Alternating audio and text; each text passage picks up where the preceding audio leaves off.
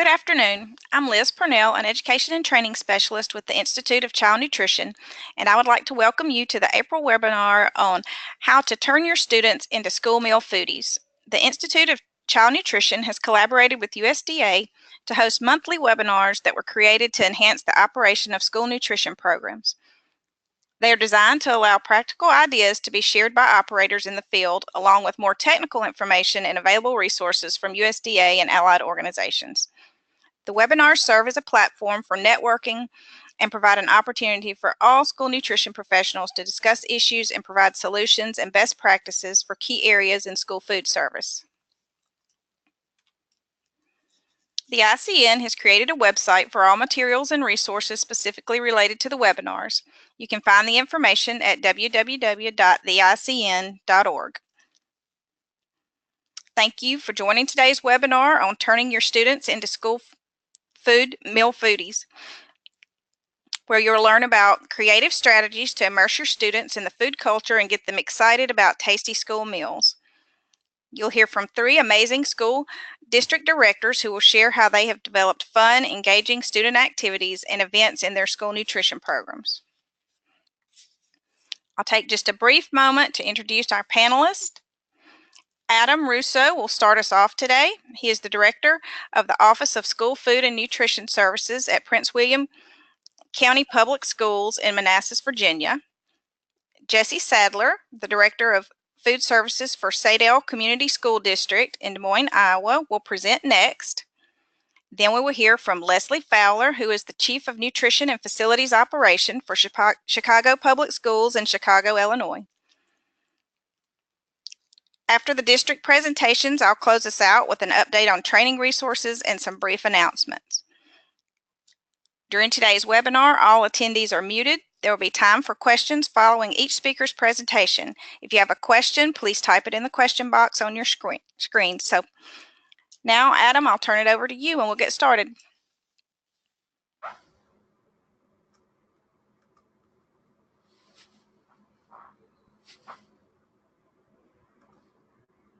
All right, thank you, Liz. I'm really excited to be here. Today I have myself, I'm the Director of Food Nutrition Services for Prince William County Public Schools, and with me I have Samantha Ronk, who is our Coordinator for Guest Experience. We're coming live to you from Cincinnati, Ohio at the Farm to Cafeteria Conference. Very excited to be with you today to talk about how we can help you guys increase your meal participation and engage your constituencies through media outlets and other venues. I'm going to go over some more broad stroke stuff, then I'm going to hand the baton over to Samantha to kind of go into the finer details of what we do at Prince William and what we've done that's been so successful. Hopefully you guys can use a little R&D, that's rip off and duplicate, and come up with some really good ideas that you can take back to your own divisions, because as we all know, the best ideas are stolen. I'm going to give you a little bit about us. Starting off, we are the 35th largest school division in the country. What we like to tell all of our guests is that we are the largest restaurant chain in Prince William County. That takes us out of the cafeteria business and back into the food business. We are the 2nd largest school nutrition program in Virginia, #1 in your heart. We are also the largest commodity processor in the state of Virginia. We employ about 1,000 employees. Our district profile, we have 40% free reduced lunch.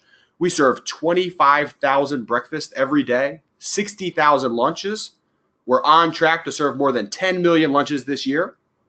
We serve 3,500 after-school snacks daily, and we have supper at 7 sites, continuing to grow. On top of that, we are incredibly proud of the food that we present to our guests. That's really the heart of what we do in the food profession, is what we put onto the tray, what we put onto their plate. In that, we have a scratch-made entree every single day at every single level. We have a baker in every single school, and those bakers are making dinner rolls, garlic bread. My personal favorite are homemade cinnamon rolls, shortcake, and fruit crisp. We also have self-serve garden and fruit bars in all 101 schools and centers. So those are self-service garden bars where our scholars are able to select, eat the rainbow as it is, choose the items that they most prefer. Take a little bit of this, a lot of that. If you're my son, you take a lot of pickles and a little bit of the apple. But then they have ownership of the food that they're eating. Again, we're trying to get kids excited about eating. Let's provide them with choice. That way they have ownership over the food that they're having. On top of that, we also have 53 hydroponic tower gardens that we utilize in the schools. Those foods are created or grown by our scholars, and then they're brought to the cafeteria and integrated into the menu.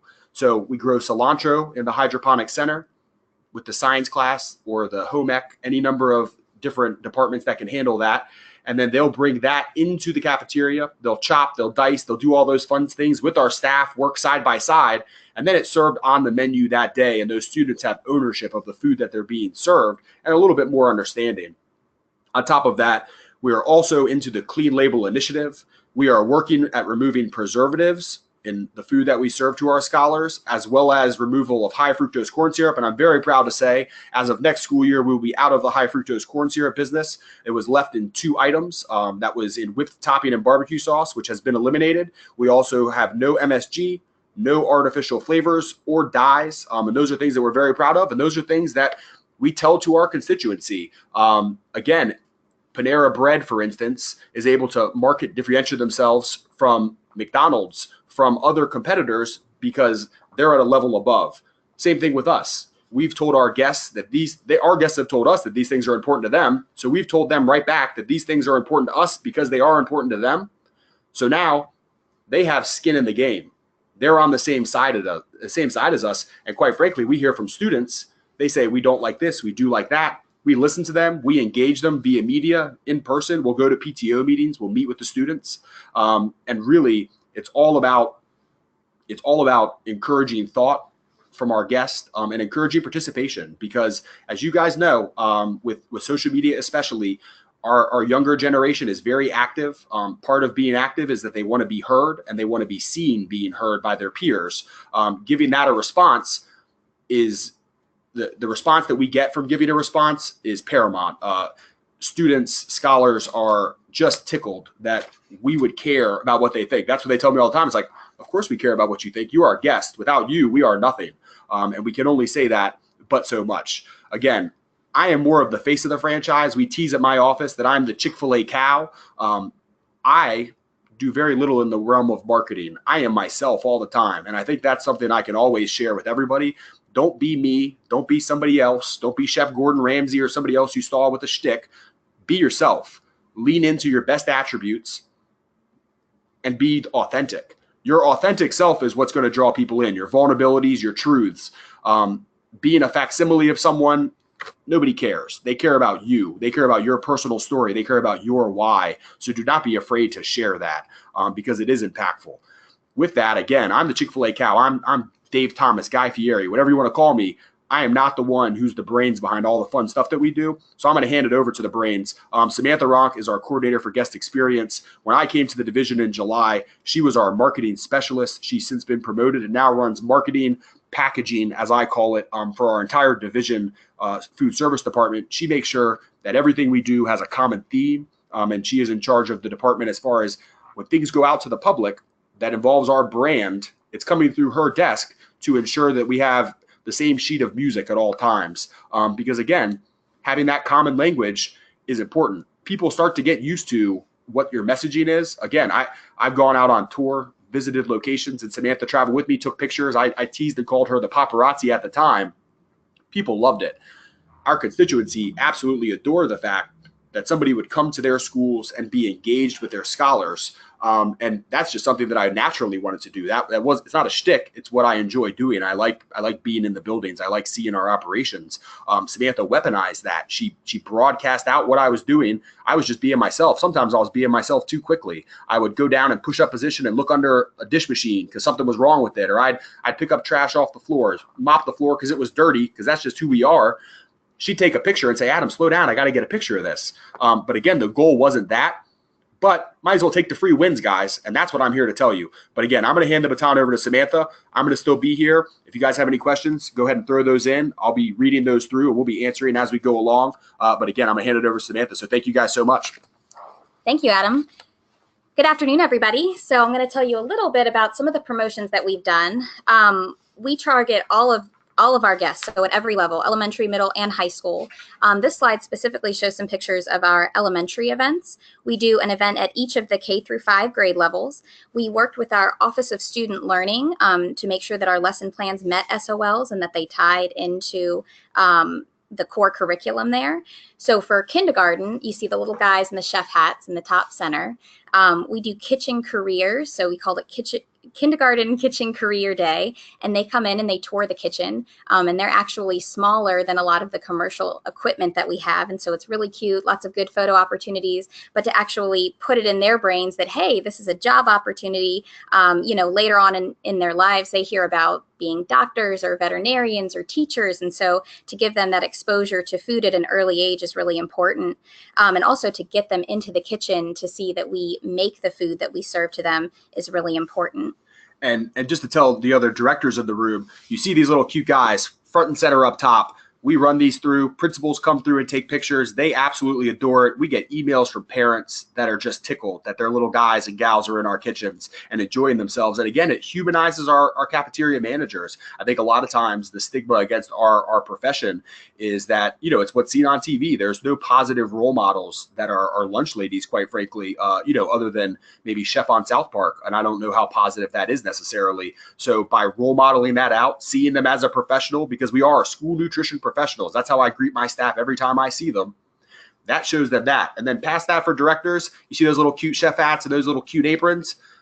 That was a 10-cent a kid investment. 10 cents a kid a class. That is nothing for the wins that we get out of that they give back to us. And so I just wanted to let you guys know on the dollar amount, because I know that matters to a lot of people. Thank you. So for first grade, we worked really close with the Office of Student Learning on this one. We couldn't think of what to do for first grade. And so we had an English teacher say, why don't we do how-to books on how to do something in the kitchen? And we were like, that's great, because we do a ton of scratch-made recipes. One of our most popular fruit recipes are our graham banana bites, where they take bananas, chop them up, and roll them around in some graham crackers. And the kids just love them. They're their favorite thing. So we bring our first graders in down to the cafeteria. They learn how to make the graham banana bites, and then they go back to their classes and they write how-to writing books on how to do them. And you better believe that the next time that we serve the graham banana bites, all of the first graders are getting them and they're telling their friends about it. We had a cafeteria manager who got an email from a parent whose kid went home and really wanted to make the graham banana bites at home. And so that was just really exciting to see.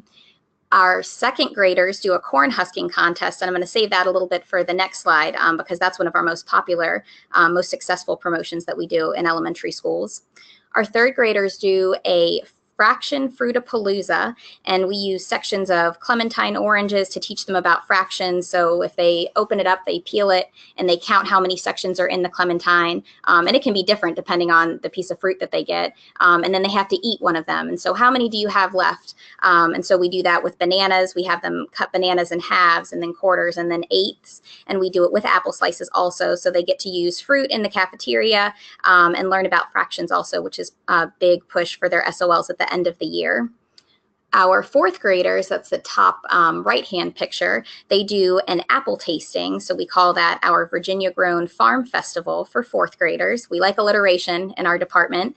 And that's kind of a farm to school push for us too, because we do Virginia grown apples all year long. And so they get to taste Granny Smith and Red Gala, Golden Delicious, and then they do an apple cider also. And so to see them be able to taste the different types of apples and how an apple's not just an apple, they all have different flavor profiles. That's something really cool to be able to teach them. And also that it comes from Virginia. So there's a little bit of, you know, the economy and social studies kind of aspect in there that they get to tie to back to the classroom, which is important. I think when we're doing any of these events, making sure that the teachers are supportive of it. If we say, hey, you can use this in things that you're doing in the classroom, that's what really makes it a big win for everybody. Our fifth graders, we do a Caught You Being Healthy challenge, and that's the top left-hand corner picture there, where our fifth graders get cameras and they go around the school and they take pictures of their peers or their teachers doing healthy things. So it could be washing their hands or eating a healthy meal or, you know, drinking water, doing physical activity. And then they help our cafeteria managers put together a board in the cafeteria of pictures of all of that they've taken from all around the school. And so that's something that's really cool that we like to do also. So we've hit all the K through 5, everybody in elementary to engage them. We also do a lesson plan and a kitchen tour for middle schools and high school students so that they can see commercial food service equipment and learn about that as well.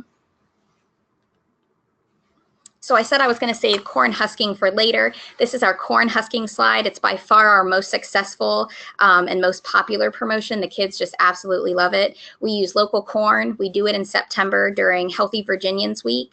And this year we made it an even bigger event. What the kids do is they race to husk the corn. So they're being taught in second grade at this time about edible parts of the plant.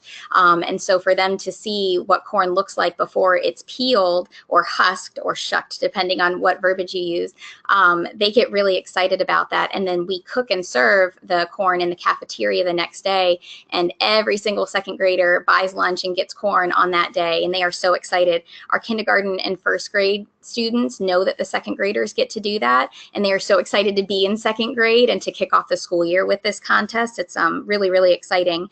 And some of the teachers do the race as well with their students, and students love to see their teachers getting into what they're getting into. So it's just everybody in the school is all of a sudden excited about school food, which is really great because obviously it's a really healthy vegetable option that we give them, and it's just a really awesome contest. So this year we made it even bigger. We had our director come out. Again, he was new. He started in July with us, and so we were trying to leverage relationships with some of the principals. And so we picked a principal that was super popular in his school and really active on social media. And we'll talk a little bit later about social media. And what we did with that, how we shared some of the pictures and the videos that we did. But leading up to this contest, we did kind of like posters of them getting ready to do the contest and training videos, how they were training to eat this corn that the second graders had shucked and then we cooked. And so we had 200 second graders sitting in the cafeteria. We had our director, Mr. Russo, and their principal, Andy Jacks, on stage racing to eat corn on the cob. And it was just really funny. They were booing our director and cheering on our principal, and it was so exciting. They were so excited. It was just a really, really great day. And I'm going to interject really quick. This is the first time that we've ever talked about this, that Samantha did not play the video of us eating corn, and I'm going to thank her for that. If you'd like to find it, find us on PWCS Nutrition on Twitter. It's all over the place. I do not advise having a corn on the cob eating contest. It was much more difficult than I anticipated. Eating corn for a minute and a half felt like a job. So I'm as exciting as it was and as it engaged our scholars, everyone wanted to have that competition with me, and I had corn in my teeth for days. So maybe think of a different challenge, just a heads up. No, it was great for us, maybe not so great for Mr. Russo, but the kids really enjoyed it, and so that's all that matters. Mr. Russo mentioned our tower gardens earlier on in the presentation. These are some pictures of some middle school kids picking the produce that they grew in the tower garden and then preparing that produce in the cafeterias. So that was really great to see. I don't know if all of you know about tower gardens. They're hydroponic growing systems, and you can see in the pictures there are grow lights, so you don't have to necessarily have it near a window. You can grow them outside. We have 53 of them, and we do have some schools that have them outside, but the majority of them have them inside. They have them in the hallways while, students can walk by and see that all the classes are doing it. We grow cilantro, basil, and lettuce, and we use it in our scratch-made recipes. So we do a scratch-made corn salad, tomato basil soup, obviously. We do a lot of salads, and so the kids really enjoy eating the food that they're actually growing themselves. So this is what we like to call our Super Bowl for the year. It's our annual food show. It's one of the best things that we can do to engage kids of all levels, all of our guests. It's an opportunity for us to highlight and brag about our people and what they do every day. We invite all students, parents, and staff in the community to come to the event. We do it in the evening, and we highlight new items for next year, and we have them vote on what they like. So we do electronic surveys, and they just have to click yes or no, they like it. On the left-hand side, there's a picture of some of the things that we we're thinking about menuing for next year that we wanted feedback on, one being mashed potatoes. Broccoli and cheese rice is an old recipe that we had, and we had students from some of our high schools request via Twitter that we have it back on the menu, so we were able to test that at our food show, and they really liked it. And chicken wings, that was a big thing.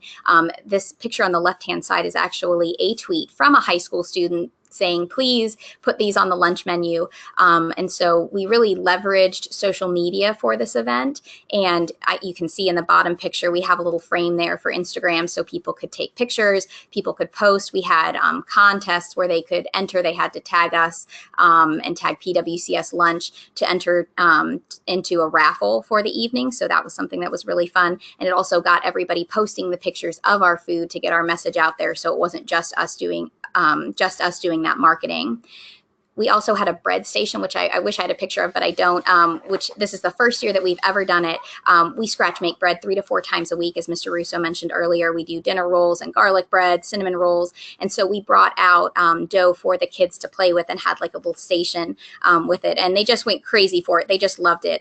We've been baking our own bread since like 1965, so for many, many years. And people in the community just didn't know about it. And we still, you know, with all of the marketing that we do, pushing that we do this, and we have a baker in every school, people were still surprised at the food show that we had, you know, scratch made bread. So we're going to keep pushing that because that's something we're really proud of. It's something that we're really excited to be able to offer our guests.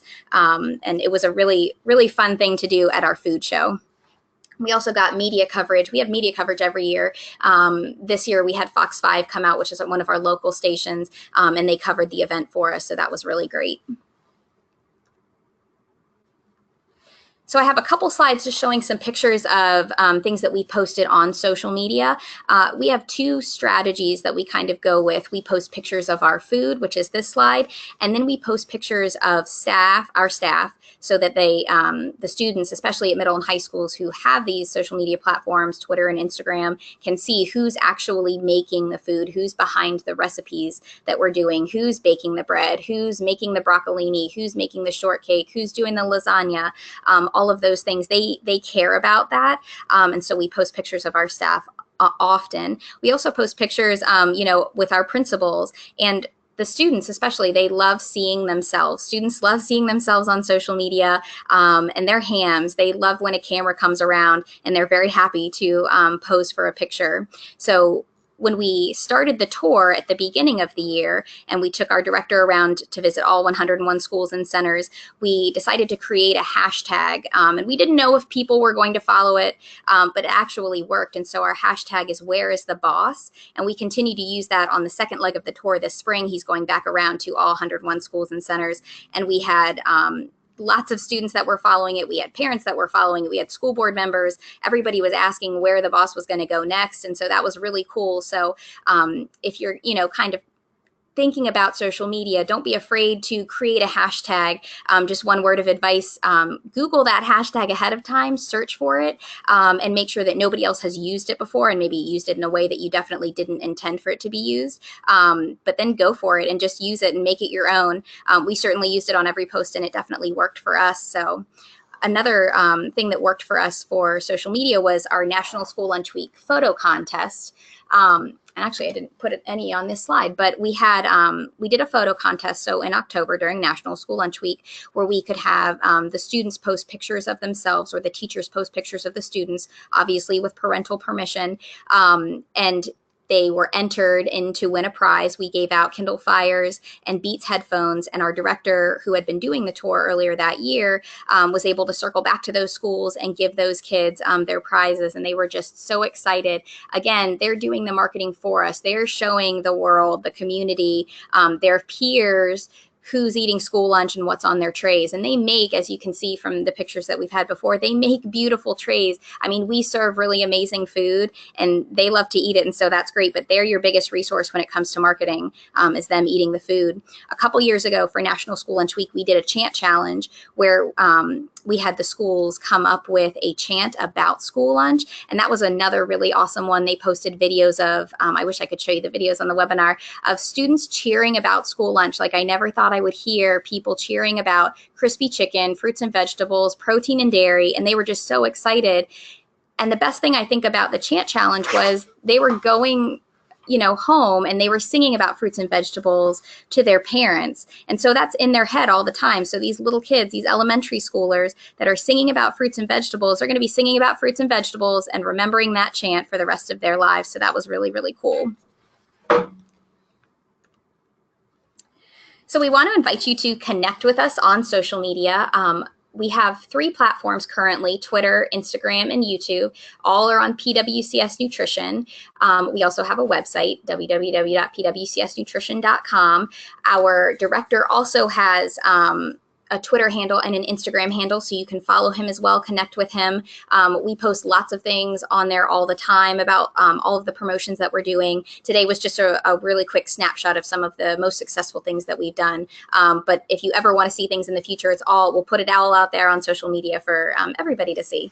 And like we said before, the best ideas are stolen. We see on occasion people who have tweets that look very similar to ours, and we're proud of that. You should definitely use the recipe that's working. And that actually segues us perfectly into the questions. I had lots of questions about recipes, banana bites, bread, cinnamon rolls, all those things, and asking if we would share.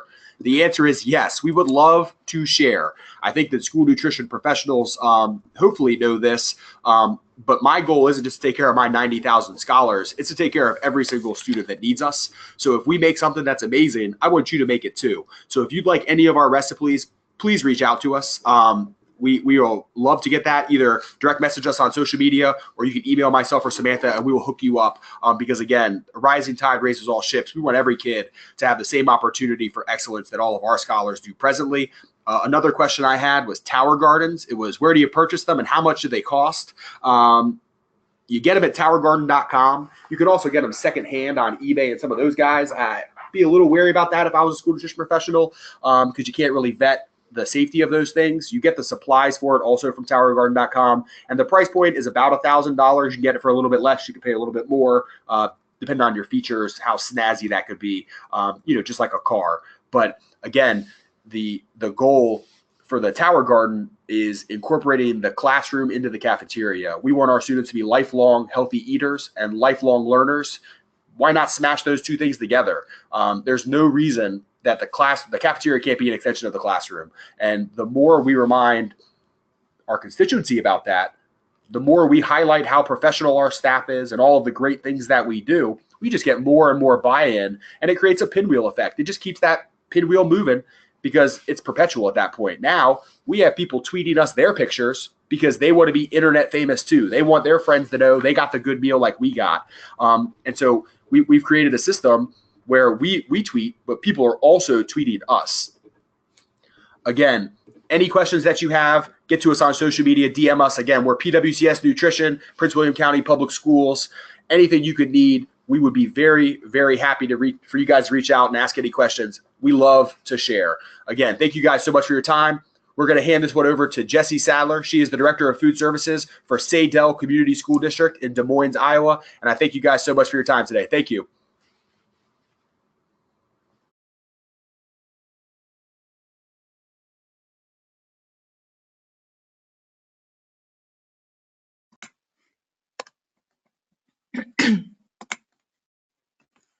Hi, everyone. Oh my gosh, I cannot believe I'm going to follow this awesome presentation. Thank you, Adam and Samantha, for what you just presented. I can't wait to follow you guys on Twitter just to take some ideas and try to see if I can implement them at my own district.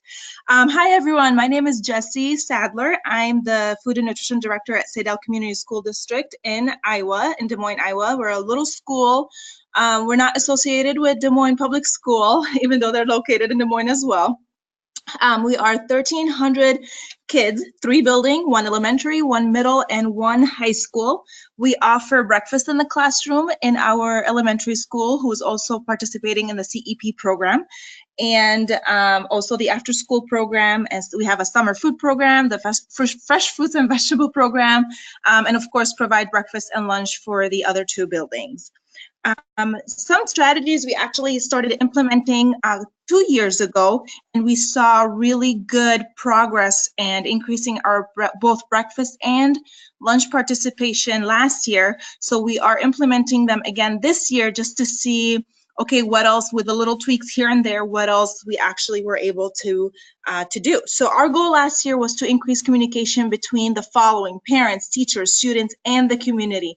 I wanted to bring everyone together. It's not just school breakfast and school lunch. It's actually about food. It's about, like Adam said, it's about getting the kids to own and have their own ownership of their own food. So we provided a lot of variety. So with that said, a few things we did. So when it comes to parents and families, we started a monthly newsletter between the 3 buildings that we have.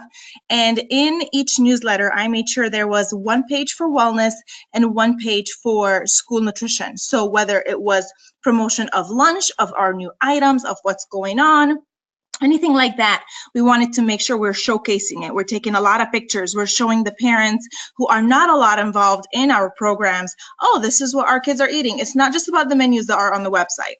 We also included stuff on the website every so often. We rotated them. We revamped our menus to make them more audience targeted. So our high school menu did not look like our middle school menu, which definitely did not look like our elementary school menu. So we wanted to be able to use that communication channel to reach parents in different ways.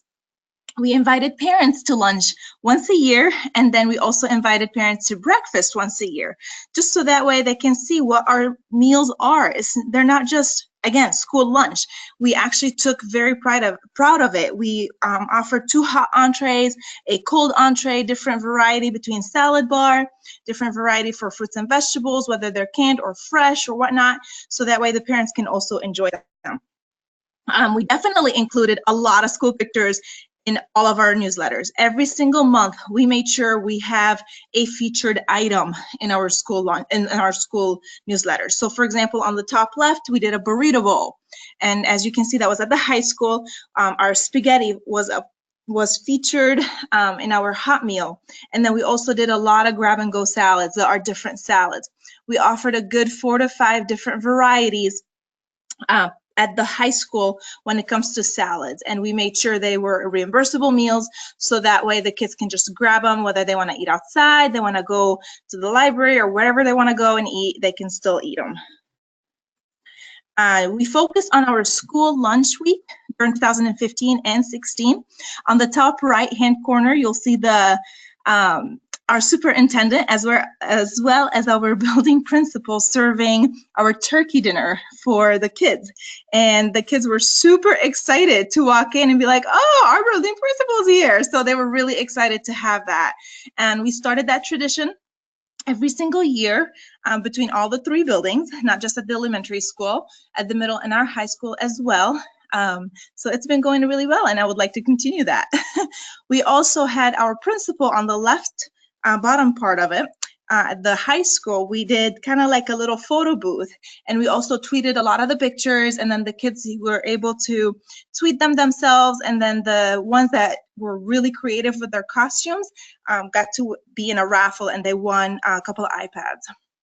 And definitely we promoted our free breakfast and free lunch at the elementary school last year and the year before that. And when it came to teachers and staff, when I first started there, they were not included in a lot of the stuff that we did. So what I decided to do, the first person I reached out to was the art teacher, and then a little bit of the English teachers, and then of course the food and consumer science classes as well. So with the art teacher, I was able to connect classroom activities to the lunchroom. So what we did is every single student from kindergarten until 4th grade got to make, whether it's a pizza slice, a cheeseburger, tried to do like an egg casserole thing, and then they wrote like a little thank you for our staff. And I taped those between the serving line as well as the cafeteria. At the high school, they did a banner for National School Lunch Hero Week, which is coming up in my 4th next week. So that way that we can say thank you to our staff at the same time. The kids got to say what they liked and what they didn't like, what they looked forward to, all that stuff. When it came to students, we promoted our daily meals, whether by posting them on posters or menus, or we tweeted them. We kind of gave them like, hey, it's Taco Tuesday again. And then I pulled up a picture that I took from the beginning of the school year and constantly promoted it as well. The Student Food and Nutrition Advisory Council is a group that I started a couple of years ago, where basically I did a Google survey for the high schoolers of who would like to join this afternoon's committee. It was a 45-minute committee that met once a month and discussed menus. So I got a lot of questions that I never really thought that kids were really asking, like, why do we have to only take couple of ketchup packets or, pickles. How come you can't always menu them? So we have a lot of regulations here in Iowa that we have to abide with.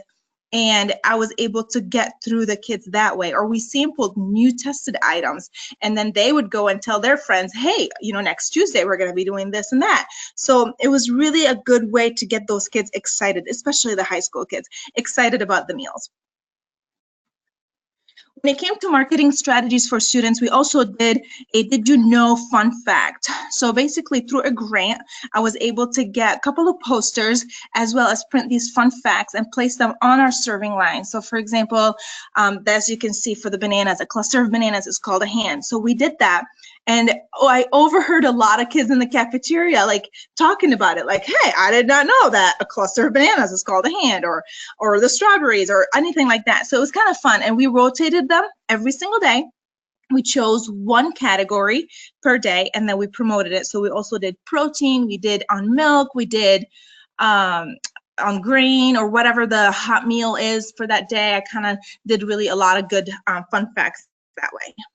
We also purchased a lot of posters. They are 36 by 48, so they're big posters, and placed them by the POS system. So not only are they reading the fun facts by the fresh fruits and vegetables or the serving line, but also they got to kind of glance at the promotional wellness posters. So that was kind of like a win-win situation between wellness as well as nutrition. I created these erasable styrofoam on a styrofoam posters for our menu. So that way all they have to do is kind of glance and see what the components are, and reminded the students, again, in Iowa, we do have a lot of regulations we have to abide with when it comes to reimbursable meals. So we have to make sure that they're always taking at least a half a cup of fruit or vegetable. So it's good for them to know, okay, a cheeseburger, on a whole grain bun is a grain and a meat. So that way they kind of know what the components are, and they make that decision before they get to the serving line. And of course, they're erasable. So now my staff, all they have to do is erase it and write what tomorrow's menus is. At the other two schools, that was at the middle school. At the other two schools, high school and elementary school, we did these little fun, cute posters. And we also did these easy tags, what you see right now, where it says grain choice and protein choice. So that way they are also erasable. They're constantly on the serving line. All my staff have to do is basically erase it and write down what the components are, what the menu is. So that way, again, as the student is taking something, they kind of know what they have to choose, at least 3 items. What items can they choose? And they can base it on the colors instead of just reading what the menu is. As far as for the community, our district sends out a district-wide newsletter. Again, we're only 1,300 kids, so we are actually, once a quarter, we send that newsletter home to every single household. And in that newsletter, again, I add basically anything that's themed in various topics. So whether, let's say, if it's in the beginning of the school year, I tell about what's coming up in the school year, or if it was around the holidays, I'll showcase with pictures what we did for meals, or the turkey dinner or the Thanksgiving dinner that we hosted.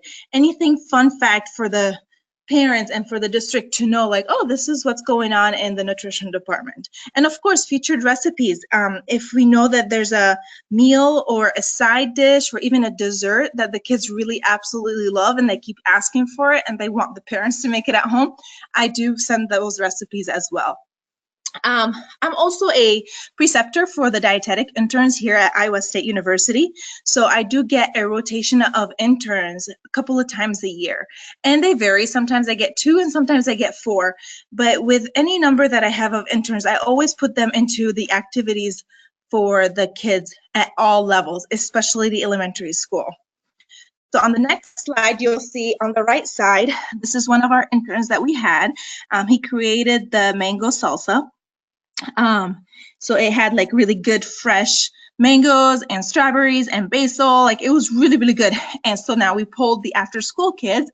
They got to help make it and try it, and we pulled them, and then we actually featured it the next following month on our menu, and it was a hit.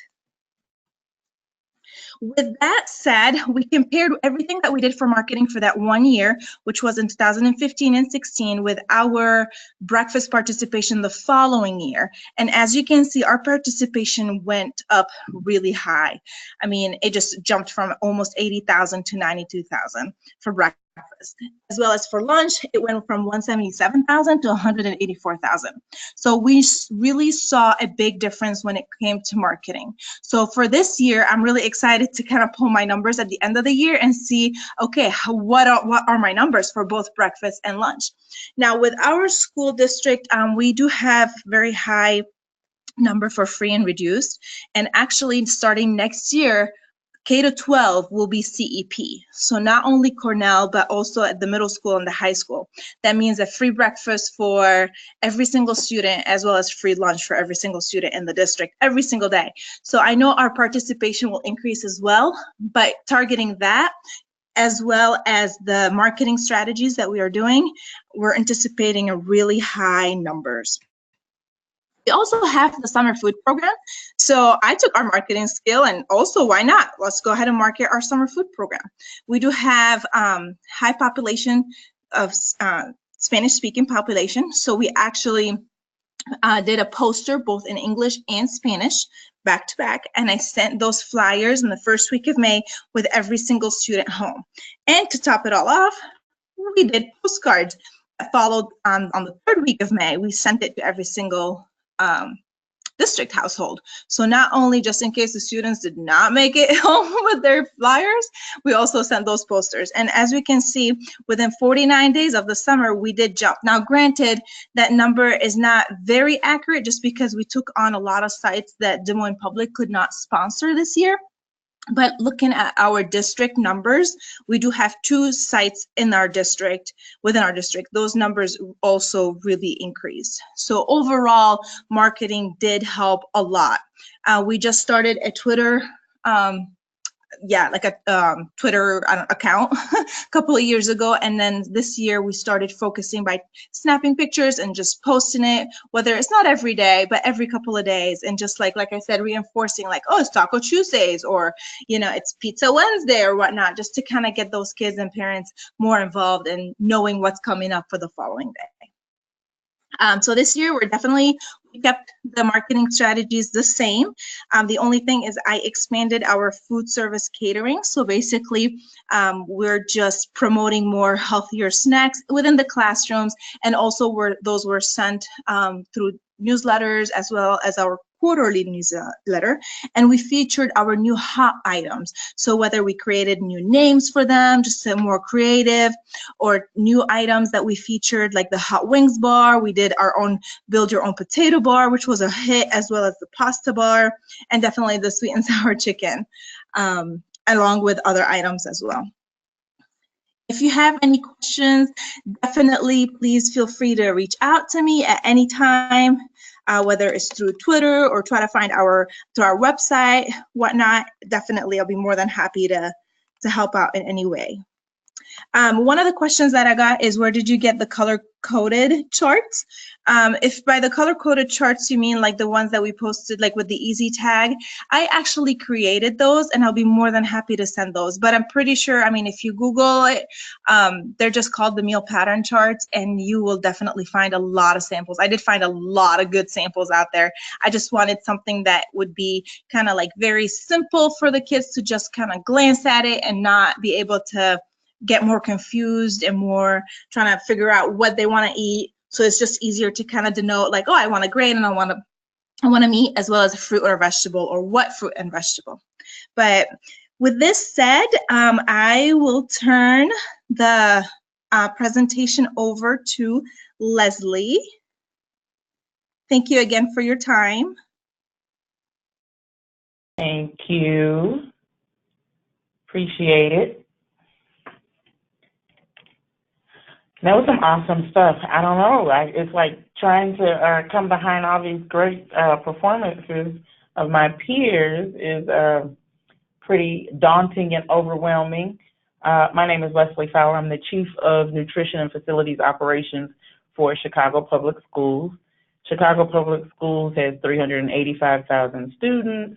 We serve about 75 million meals a year, and if there's a program, we operate it. Doesn't matter what it is. It's probably a school that needs it, and we do it. We do have, we're CEP. We have a full district breakfast after the bell, including high schools. We operate the summer meals program under CACFP, along with weekend, holiday, emergency meals, fresh fruit and vegetable, after school snack, after school supper. If there's a program, we operate it. When we talk about customer service initiatives for Chicago Public Schools, one of the first things that comes to mind in terms of our best practices would be kind of our discussion about the golden rule. And most people know the golden rule as do unto others as you would like them to do unto others as you would like them to do unto you. That's not really how we operate under the golden rule. Our golden rule is do unto others as they would like to be done unto. So treat people the way they would like to be treated. Everyone doesn't have the same perception or reality of what customer service is, and that customer service is defined by the customer. And so we have a strong implementation of what we call WEST, which is our training and reinforcement tools to support our staff around customer service initiatives. We're going to talk a little bit about what that looks like, our student feedback mechanisms, insight on driving menu development, our farm to classroom, to cafeteria, and to community programs, and our customer service through parent engagement. I'm sure many of you are doing some version of this, but happy to share how we operated in Chicago. Our WEST program is welcome and say hello, make eye contact and ask a friendly question, smile and offer a helpful suggestion. This is really that one, the S, smile and offer a helpful suggestion, is a big one that we emphasize, especially with our elementary school students when you're talking about fresh fruits and vegetables and in influencing students' decision making. S is very critical. And always thank our students and show them that we care. In Chicago, most of our students, 90% in fact, are at the free and reduced level. And oftentimes people think that because a student can't afford a meal on their own and that they're using the school meal program for consumption, that they don't have choices or that they're automatically opted in. And that's just not true. Even students who don't have resources will choose not to eat. Because we think this is so important, we spend a ton of time on our training around it, about 1,500 hours during paid professional development sessions. We also have a new employee orientation. This year alone, we've spent over 700 hours on new employee orientation around customer service, and over 200 hours of WEST training through our NSS Academy. Our NSS Academy is a full-blown how do you promote yourself in the program, how do you grow in food services. You may want to go from being a lunchroom attendant serving on the line to a cook or a porter or even a dining manager, and our Nutrition Support Services Academy supports that outcome. It actually gives you the training and certification in advance so that you're eligible to move into positions when you're ready. Around innovation, when we talk about student feedback mechanisms, this year we really focused on something new. It's our K-5 emoji food survey. We've actually, it's a pilot this year, and we've only been doing it since January, and we already have 4,700 student inputs. And this is basically an iPad in the dining room that allows the elementary school students to pick a face around what they had for lunch or breakfast and whether they enjoyed it or not. If it was a good item or a bad item. They get a happy face, a smiley face. They have some other faces that are not as much fun or that I hate to see, but they they enjoy being able to give us an emoji based on how they feel about our food service program. We do a lot around in-cafe sampling stations, and we've received over 3,000 cards just in our spring samplings, which are really focused on helping us develop our menu items for next year. And so these will be new items that students come through the line, there'll be a table, the students have an opportunity to taste those items and give comments. We also do bi-monthly small tasting focus groups where we have about 250 students at a time come into our culinary center, and we bring our food vendors in. They kind of decide what the larger body of students for our food vendor fairs will experience, because they may taste 75 to 80 different items, and they'll pick a handful that the larger group who will come in 4 times a year for our spring and fall food vendor fairs. And we'll have 500 or 600 students at a time at those fairs. And our students will literally give us grades on whether these are things that they should experience as a part of the dining program. I'm really a proponent of letting students decide what winds up on the menu. You have less drama from parents, you have less drama from principals, less drama from students themselves. When the students are the arbitrators, it's really great to say, when someone says, well, how did they get on the menu? It got on the menu because the students picked it. It kind of shuts down a lot of the other drama that comes as a result of that. What I've got here are pictures of some of our students enjoying their school food fair. This was our most recent one on April 10th and 11th. We had about 550 students, parents, and community members attend that fair. They tried 40 different products with 18 vendors, and they voted on cards. And so each individual station had a card. You could do a check and kind of circle a yes or a no, give comments, and there was a box at each station. And we gave vendor prizes for the vendor who had the most likes from students. And we gave student prizes. We gave away a couple of iPads, some Fitbits, and Target gift cards to our students for participation activities to get them excited about being there and participating. An item receiving an 80% approval rate from students, whether it's a breakfast or a lunch item, appears on the menu in the following menu cycle. These are a couple of pictures of how the students participate with, like, the emoji surveys, the vendor fairs. This is the upper right-hand corner is a picture of our in-cafe sampling. So this is kind of saying to the kids, hey, this is free, you don't have to pay for it. Don't you want to try something new? Give us feedback. And these are typically items that have come out of the food fair, but it's exposure to the rest of the district in advance of something winding up on the menu as a selection.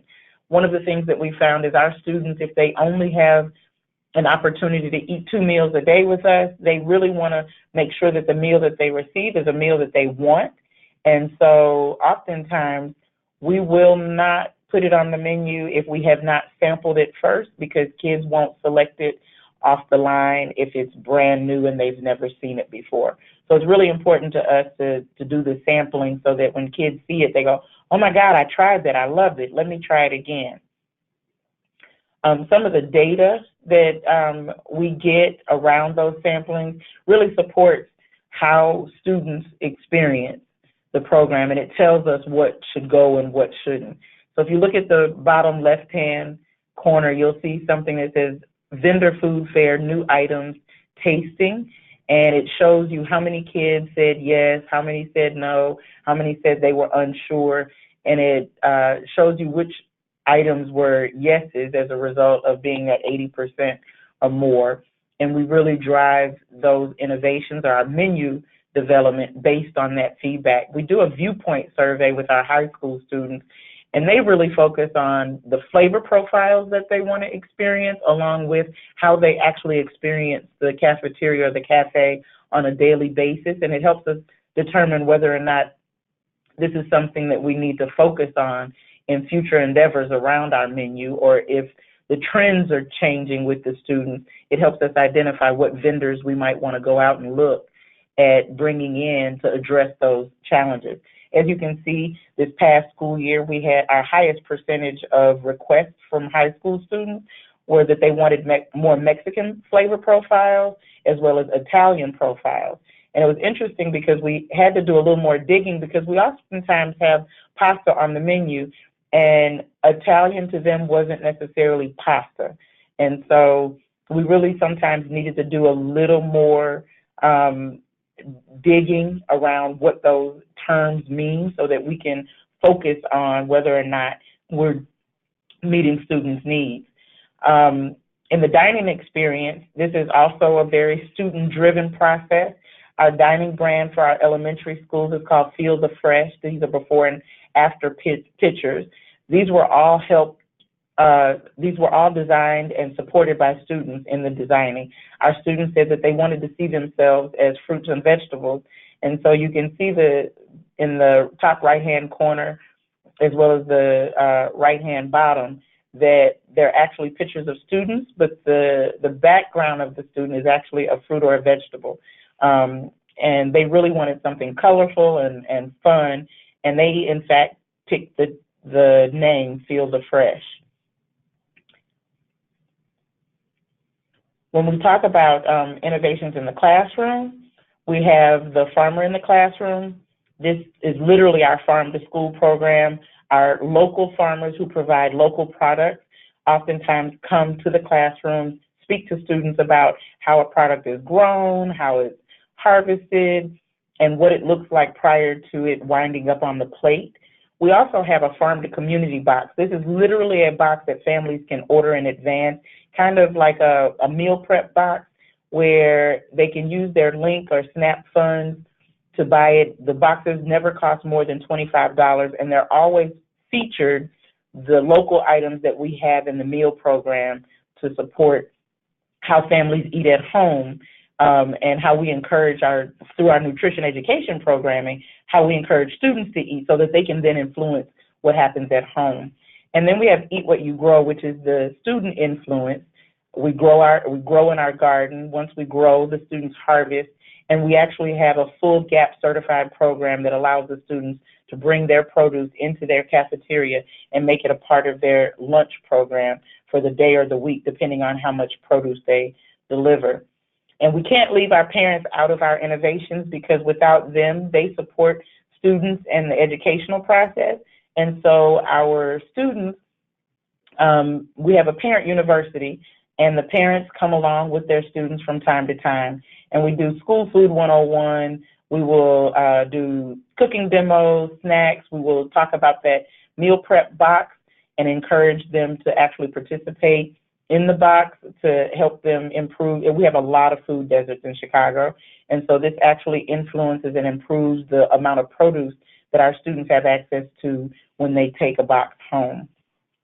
So those are the things that are really kind of going on in Chicago.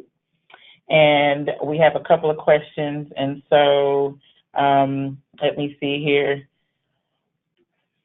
Can you share how to learn more about West and NSS Academy? I'm happy to share some of the tools and the resources. These are our training programs, as you can imagine, Chicago with over 3,300 employees and having to meet the professional standards process. Those implementations are around how do we roll out the program effectively and manage. I'm happy to share the West training. And while the NSS Academy is a little more comprehensive, if you think about it like a college curriculum or a culinary arts curriculum, there are actually 6 different buckets that the employees can take training in, and it's done on a semester-wise basis. So the employees will take classes for 4 or 5 weeks in each discipline, and there are 100 level to 600 level disciplines. So it's a very robust curriculum, but if you reach out to me at lafowler@cps.edu, I'd be happy to try to share some of that information with you. How did you purchase prizes?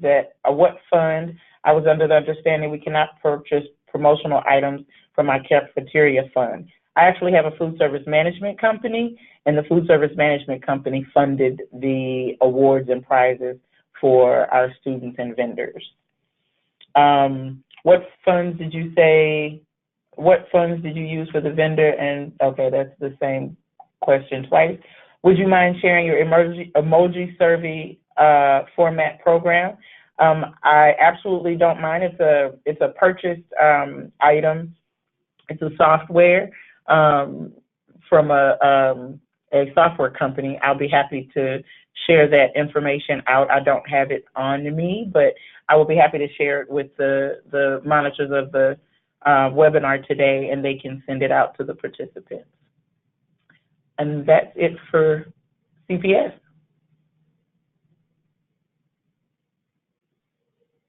Liz?